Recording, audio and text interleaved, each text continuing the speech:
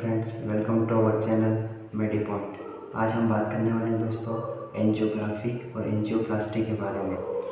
Angiography क्या होती है, एंजियोप्लास्टी क्या होती है, इन दोनों के बारे में बिल्कुल डिटेल से समझेंगे दोस्तों। किस कारण से होती हैं, इसकी प्रोसीजर क्या होती है और इसके बाद क्या क्या सावधानी आपको रखना चाहिए दोस्तों। Welcome to our channel.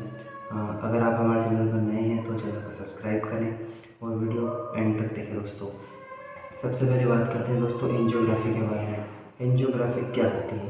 तो दोस्तों एंजियोग्राफी एक ऐसी टेक्निक होती है जिसमें वेंस और आर्टरी के अंदर होने वाले ब्लॉकेज का पता लगाया जाता है।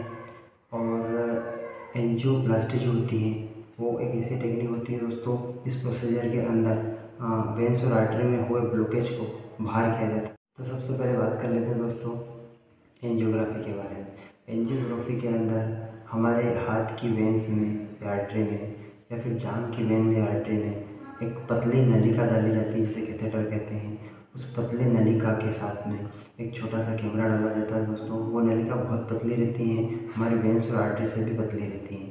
तो उस हमारी वेंस या आर्टरी में वो पतली नलिका डाली जाती है जिसके अंदर एक छोटा सा कैमरा लगाया जाता है, जो कि हमारी वेंस या आर्टरी में कहीं भी ब्लॉकेज होता है तो उसकी इमेज क्रिएट करता है। और एंजियोग्राम की जो रिपोर्ट बनती है उसमें वो इमेज बताता है।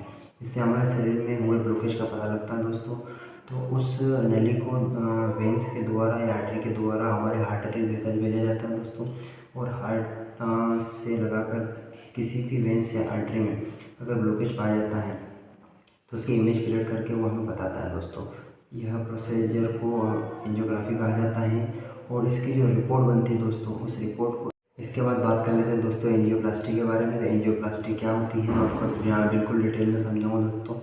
एंजियोप्लास्टी के अंदर भी उसी वेन में या उसी आर्टरी में जिस वेन के द्वारा एंजियोग्राफ किया गया है उसी वेन या आर्टरी के द्वारा एक पतली नलिका डाली जाती है दोस्तों। लेकिन इसके साथ में नलिका के साथ में एक गुब्बारे की टाइप की एक मशीन डाली जाती है दोस्तों, जो कि जिस जगह पर ब्लॉकेज होती है वहाँ पे जाके वो गुब्बारा फूल जाता है दोस्तों। और जो ब्लॉकेज जम जाता है उस ब्लॉकेज को दूर कर देता है दोस्तों।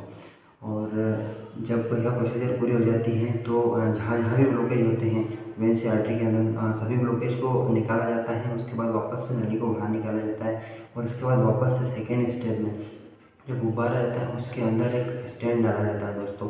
जिस जगह पर जो ब्लॉकेज था, जो गुब्बारे ने क्लियर कर दिया था, वहीं पर वो स्टैंड जाके तो दोस्तों वहाँ पर गुब्बारा फुला दिया जाता है और स्टैंड को वहीं पर लगा दिया। इस प्रोसेस को एंजियोप्लास्टी कहा जाता है दोस्तों।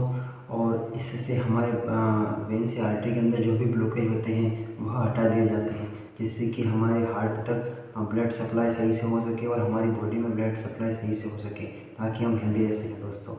इसके बाद बात करते हैं दोस्तों कि आखिर ये ब्लॉकेज होते क्यों हैं, क्या क्या कारण है इन ब्लॉकेज के होने का। तो सबसे पहला कारण दोस्तों ये होता है ब्लॉकेज होना कि हमारे शरीर में कोलेस्ट्रॉल की मात्रा बढ़ जाती है या फिर ट्राइग्लिसराइड की मात्रा बढ़ जाती है। इस कारण से ब्लॉकेज क्रिएट होते हैं। अब ये बात कर लेते हैं दोस्तों कि ट्राइग्लिसराइड और कोलेस्ट्रॉल बढ़ता क्यों है। हमारी बॉडी में नॉर्मल ट्राइग्लिसराइड और कोलेस्ट्रॉल रहते हैं दोस्तों, लेकिन ज़्यादा फैटी फूड खाने से, ज़्यादा ऑयली चीज़ें खाने से, जैसे कि पनीर, पिज़्ज़ा या फिर जंक फूड खाने की वजह से हमारे शरीर में ट्राइग्लिसराइड और कोलेस्ट्रॉल की मात्रा बढ़ जाती है दोस्तों, जिससे कि ब्लॉकेज क्रिएट। हम बात कर लेते हैं दोस्तों, यदि किसी व्यक्ति को ब्लॉकेज हो जाते हैं तो ब्लॉकेज क्लियर कराने के बाद यानी कि एंजियोप्लास्टी करवाने के बाद में व्यक्ति को क्या क्या सावधानियाँ रखना चाहिए। तो सबसे पहले सावधानी दोस्तों यह रखना है कि उसको बिल्कुल हेल्दी फूड खाना है, लाइफ टाइम के लिए बिल्कुल हेल्दी फूड खाना है। फल फ्रूट का सेवन करें, हरी सब्जियों का सेवन करें। ऐसी चीज़ों का सेवन बिल्कुल ना करें जो कि कोलेस्ट्रॉल और ट्राइग्लिसराइड की मात्रा को शरीर में बढ़ाए। दूसरी सबसे महत्वपूर्ण चीज़ ये है दोस्तों कि उसको रेगुलर व्यायाम करना है, एक्सरसाइज करना चाहिए दोस्तों, ताकि वह जीवन भर हेल्दी रह सके।